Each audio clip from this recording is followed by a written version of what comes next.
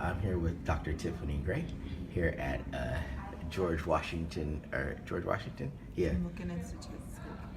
George Washington Milken Institute of Public Health.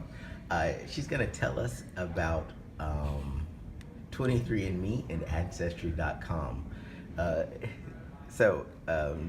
Dr. Gray has a DrPH, a doctorate in public health, and she's going to give us 60 seconds about how she feels about 23andMe.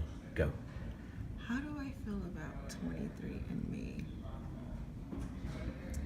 Putting me on the spot here. I think there are people who are.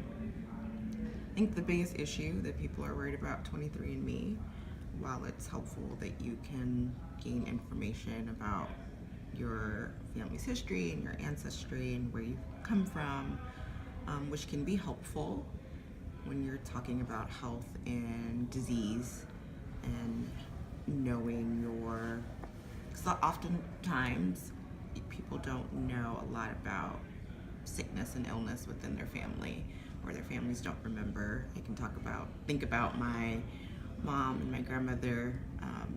I am only aware because I pay very close attention, but other than their history with sickness and illness, I don't really know much about others in the family.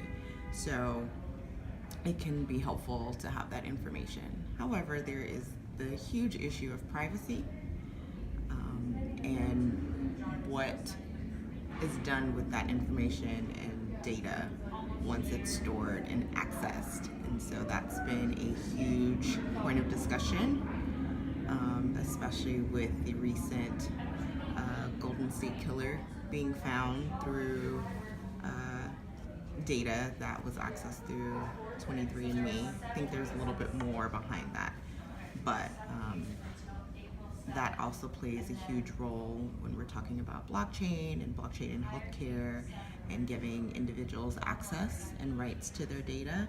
And again, what happens to that information? What do we do with it? So that's where I leave you. Excellent. And so, as people of color and in communities of color, whether we're talking about the Tuskegee experiments, Henrietta Lacks, we always wonder what happens to our data and our information when it goes out to these third parties. And later we'll talk about, Dr. Gray doesn't know this, but we're going to do a longer episode to talk about data privacy, particularly when law enforcement gets involved, and how historically communities of color have always been marginalized and at risk for abuse from law enforcement. And now they have a quote unquote new tool to further law enforcement activities. I'm searching for the right words because it's so FUBAR. I'm trying not to curse.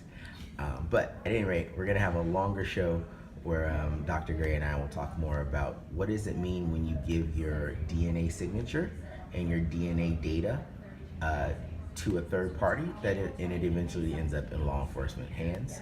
So stay tuned, and we look forward for that. And thank you very much, Dr. Gray. Where can they follow you on Twitter or the Instagrams? You can find me on LinkedIn, Tiffany R. Gray, DrPH MPH, because there's a million Tiffany Grays. And you can also find me on Twitter as well. Just search for Tiffany Gray, and you can find me. Brilliant. Thank you very much. Thank you.